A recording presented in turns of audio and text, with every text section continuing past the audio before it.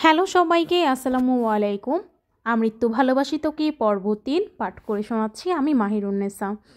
কোনো এক আশঙ্কায় আবিরের মাথায় চিনচিন ব্যথা অনুভব হয়, ভীতিতে রুদ্ধ হয় তার শ্বাস। বারান্দায় দাঁড়িয়ে আনমনে কি যেন ভেবে যাচ্ছে আবির। দূরে ওই ৪টার দিকে তাকিয়ে আছে, চক্ষু যুগল এক মুহূর্তের জন্য সরছে না, পল্লবও পড়ছে না একটিবার তার দুর্বুদ্ধ দৃষ্টি।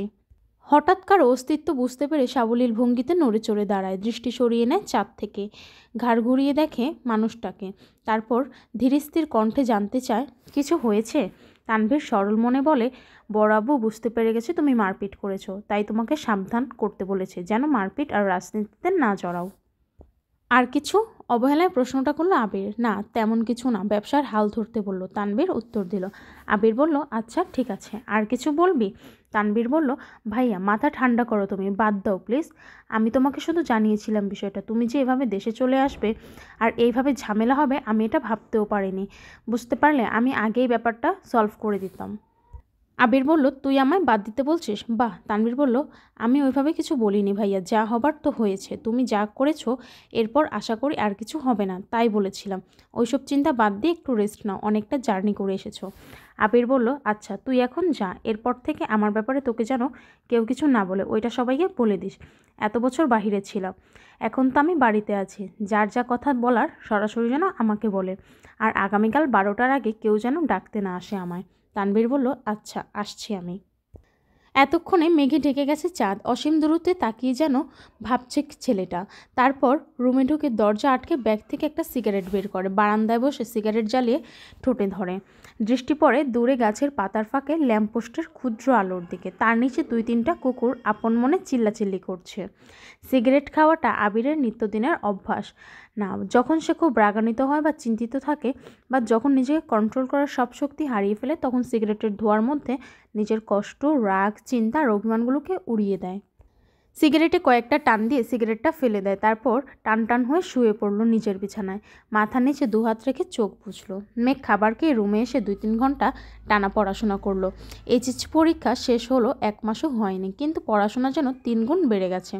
অ্যাডমিশন একটা মস্ত বড় যুদ্ধ, আর একমাত্র অস্ত্র হলো পড়াশোনা, তার সাথে অঙ্গাঙ্গিভাবে জড়িয়ে আছে ভাগ্য।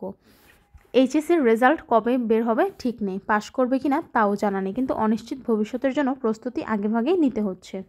বয়সের তুলনায় মেয়েটা পড়াশোনা একটু বেশি এগিয়েছে। 18 বছর বয়সে পা দিলে সবেমাত্র 2 মাস হয়েছে। তার মধ্যে এইচএসসি পরীক্ষা শেষ, কয়েক মাস পরে সে স্নাতক শিক্ষার্থী হতে চলেছে। ভাবতেই কেমন যেন নিজেকে বড় বড় মনে হচ্ছে মেঘের। পড়াশোনা শেষ করে নিজের বিছানায় শুয়েছে, হাতে তার নতুন মোবাইল, কিন্তু কি করবে সে? না আছে ফেসবুক, না আছে অন্য কোনো অ্যাকাউন্ট। ইউটিউবে ঢুকে কয়েকটা ভিডিও দেখে মোবাইল রেখে দেয়। শুয়ে ভাবতে লাগে, আবির ভাইকে ধন্যবাদ জানানো দরকার, কিন্তু সে তো ভয়ে দাঁড়াতে পারবে না আবিরের সামনে। পুরনো স্মৃতিগুলো ভাবতে থাকে। মেঘ সবেমাত্র 5ম শ্রেণীতে উঠেছিল, বয়সের গণ্ডি 9 থেকে 10-এর মাঝামাঝি। তখন মেঘের একটা বন্ধু হয়েছিল, নাম জয়। ছেলেটা স্কুলে নতুন এসে বন্ধুত্ব করেছিল মেঘের সাথে। ছোটবেলা পিচ্চিদের বন্ধুত্ব যেমন ছিল, চকলেট শেয়ার করা, টিফিন শেয়ার করা, একসাথে খেলাধুলা করা। একটা সপ্তাহ হয়নি তাদের বন্ধুত্বের।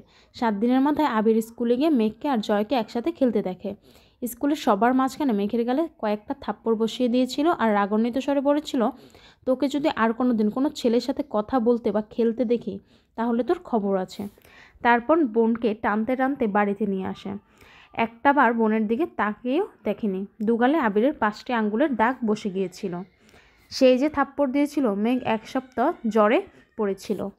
মেঘ ছোটবেলা থেকেই খুব অভিমানী ছিল। ছোট্ট মেয়েটা এই থাপ্পড়ের ভয়ে আর আতঙ্কে আর কখনো আবিরের দিকে চোখ তুলে তাকায়নি। কথা বলা তো দূরের বিষয়, আবির বাসায় থাকাকালীন রুম থেকে বেরই হয়নি মেঘবালিকা। আবিরও কখনো খোঁজ নেয়নি মেয়েটার। ছোট্ট মেঘের মনে তখনই জন্ম নেয় আবির ভাইয়ের প্রতি অভিমান, সীমাহীন অভিযোগ, কষ্ট আর বৃতৃষ্ণা। 2 বছর পর দেশ ছাড়ে আবির। ওই সময়ের মাঝে মেঘ আবিরের সাথে এক টেবিলে খেতেও বসতো না।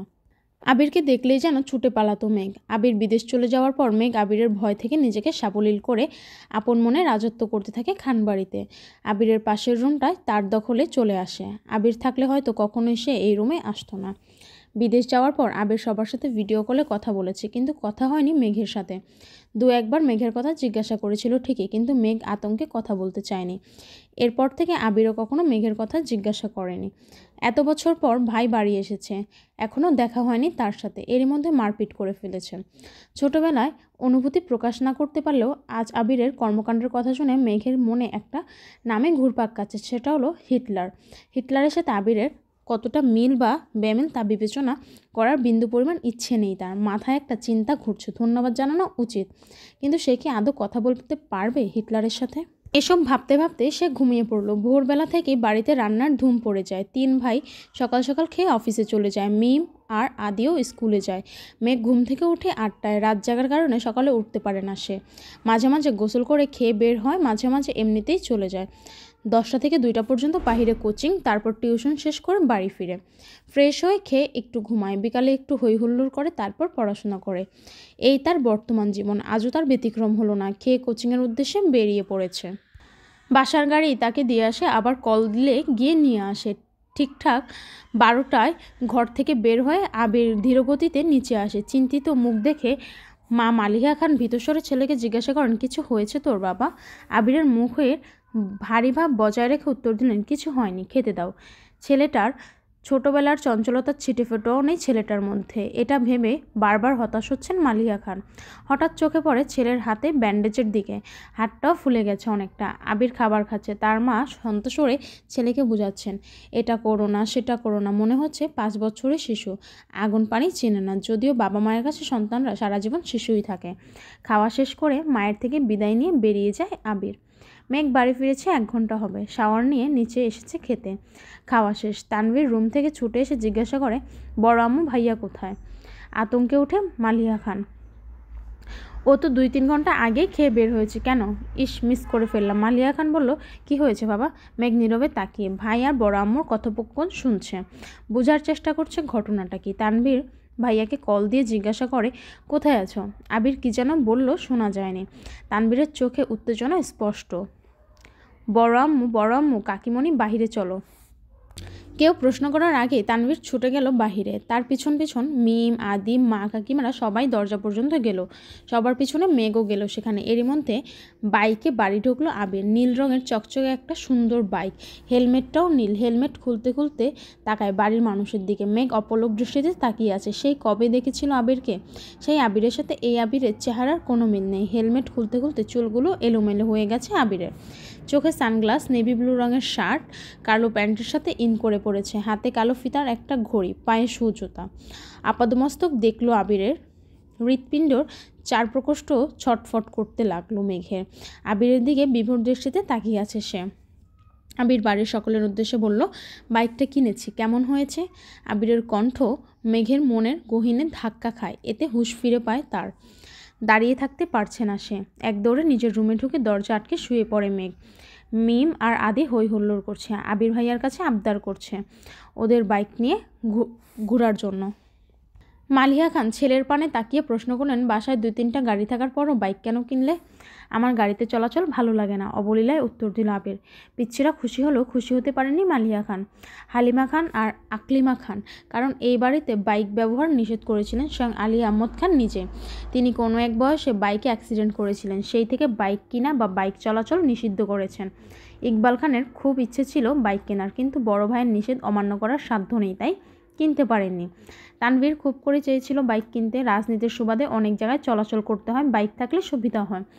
বাবা মোজাম্মেল খানকেও বলেছিল, কিন্তু বাবার এক কথা, তোর বড় আব্বু বাইক পছন্দ করে না, তোর দরকার পড়লে তুই একটা গাড়ি সবসময় ব্যবহার করিস, তারপরও বাইক কেনার নাম মুখে নিস না। আবির বাড়ি ফিরেছে 24 ঘন্টা হবে হয়তো, এর মধ্যেই বাইক কিনে ফেলেছে। এর পরিণাম কি হবে তা ভেবেই ভয়ে আটকে যাচ্ছেন বাড়ির 3 বউ। অষ্টাদশের হৃদয় কাঁপছে, কেমন যেন অস্থির লাগছে সব কিছু। পরিচ্ছন্ন নয়নে তাকিয়ে আছে রুমের জানলার দিকে, দৃষ্টি তার অসীম দূরত্বে। কি জানি কি ভাবলো এতক্ষণ। হঠাৎ ঝিলমিলিয়ে উঠল মেঘ, সঙ্গে সঙ্গে চোয়াল শক্ত করে নিজেকে প্রশ্ন করলো, বাই এনি চান্স আমি কি হিটলারটার উপর ক্রাশ খেয়েছি? এই ছিল আমাদের আজকের পর্ব। পরবর্তী পর্বতে আবার দেখা হবে। সেই পর্যন্ত ভালো থাকবেন সবাই। আল্লাহ হাফেজ সবাইকে।